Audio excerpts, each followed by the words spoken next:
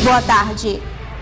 O ministro da Saúde, Alexandre Padilha, se reuniu nesta manhã aqui em Manaus com prefeitos e secretários municipais da saúde para explicar as ações do programa Mais Médicos, lançado pela presidenta Dilma Rousseff na semana passada. Do lado de fora do auditório da FIEAM, médicos e estudantes de medicina protestaram contra a implantação do programa. Os profissionais selecionados para atuar no programa vão trabalhar nas unidades básicas de saúde dos municípios. A primeira chamada para médicos e as prefeituras aderirem ao programa Mais Médicos vai até a próxima quinta-feira. O objetivo é levar mais profissionais para as periferias das grandes cidades, municípios do interior e regiões com mais carência de médicos. Itapiranga, a 227 quilômetros da capital, é um dos 1.221 municípios que se inscreveram no programa. A cidade vai receber 4 médicos, que vão ter de início uma prioridade. A gente vai obter resultados positivos em médio e curto prazo, como a diminuição de demandas por procedimentos especializados, diminuição de encaminhamentos e, sobretudo, a redução de mortalidade infantil, que no interior do Amazonas ainda é gritante. O programa também vai atuar na melhoria de infraestrutura das unidades básicas de saúde. A capital do estado já recebeu a informação de quantos médicos vai ter com a ação do governo federal. Iremos construir ao longo desses próximos anos 40 novas UBS,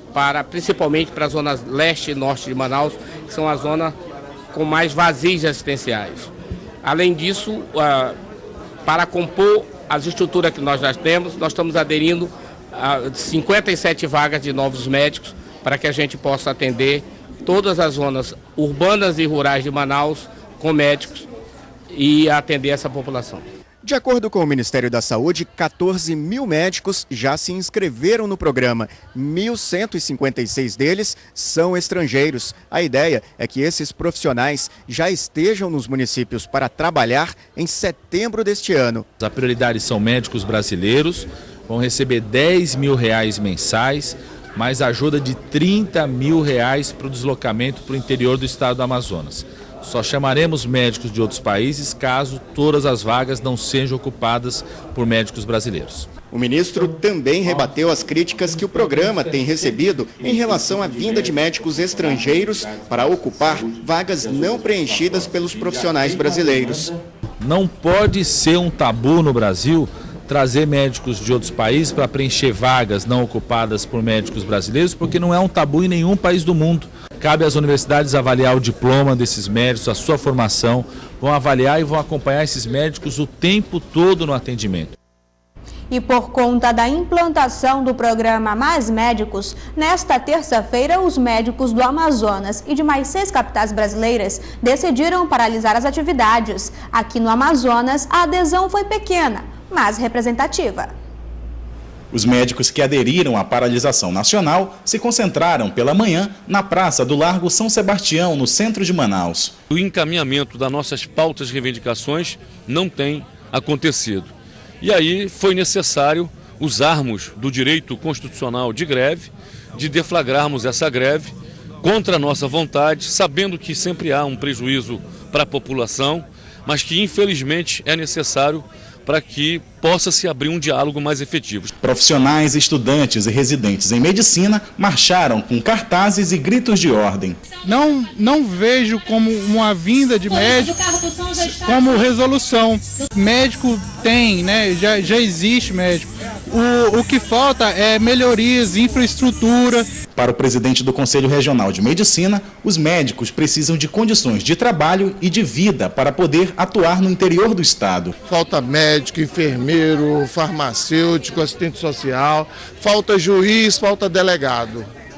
E as estruturas onde esses profissionais estão trabalhando são estruturas desabastecidas. Realidade vivida de perto por este profissional que atua no município de Maués. Falta muita coisa. Quem é o profissional médico que seria maluco de ir para o interior desse e arriscar sua profissão lá?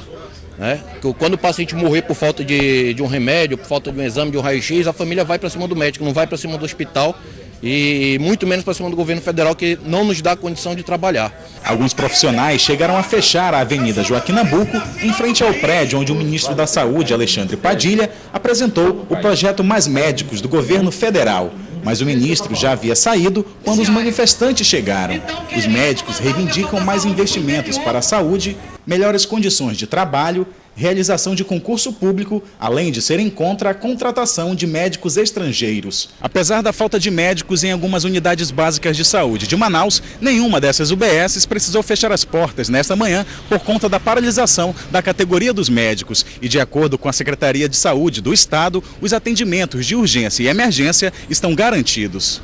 Ainda de acordo com a Secretaria de Saúde, aqueles pacientes que tinham consultas agendadas e não foram atendidos vão ter suas consultas remarcadas para datas próximas. 2 novas paralisações da categoria dos médicos estão previstas para os dias 30 e 31 de julho.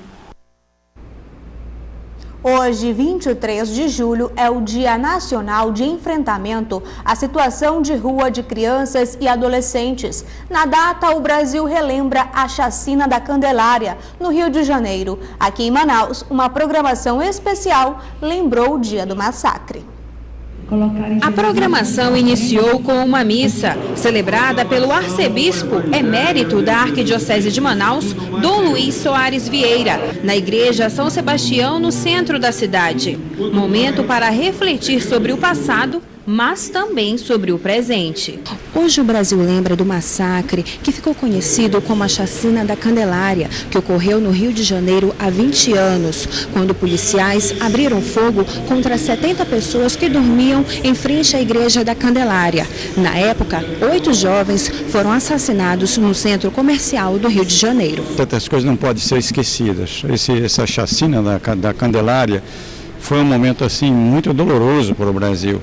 Mas as feridas, com o passar do tempo, elas se cicatrizam e a gente esquece, e não podemos esquecer, porque é um apelo para um compromisso com a sociedade, não pode acontecer mais isso. E nós temos que enfrentar esse problema que em todo o Brasil é grave, aqui também em Manaus, crianças, adolescentes morando na rua. 20 capitais brasileiras realizaram ações voltadas à campanha nacional Criança Não é de Rua. Em Manaus, a programação foi coordenada pelo Conselho Municipal dos Direitos da Criança e do Adolescente e a Secretaria Municipal de Assistência Social e Direitos Humanos. Eu acho mais importante até que a gente pense nisso, nas soluções, no que a gente pode dar de acolhida, de acalento, de buscar mesmo uma outra realidade, de buscar uma transformação, de buscar leis que protejam mais as nossas crianças, os nossos adolescentes em situação de rua, de estar atentos a isso e de fazer a nossa parte. Depois da missa, um grupo de pessoas se reuniu no Largo São Sebastião para relembrar a chacina. Alunos do projeto Cidadão da Polícia Militar também participaram do ato através da música.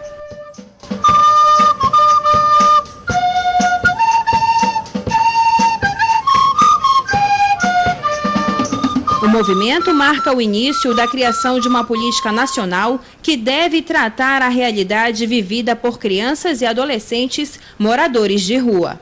Nós estamos trabalhando essa articulação, nós não estamos mais naquela era do enfrentamento, nós estamos na era da conciliação, nós sabemos dessa realidade e estamos tentando mostrar isso para o poder público, para que em conjunto nós possamos ter ações articuladas para estar retirando essas crianças e adolescentes das ruas da cidade de Manaus.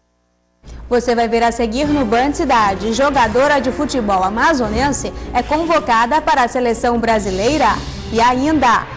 Obra de revitalização da Ponta Negra está em fase de ritmo acelerado. Metade da obra já foi concluída.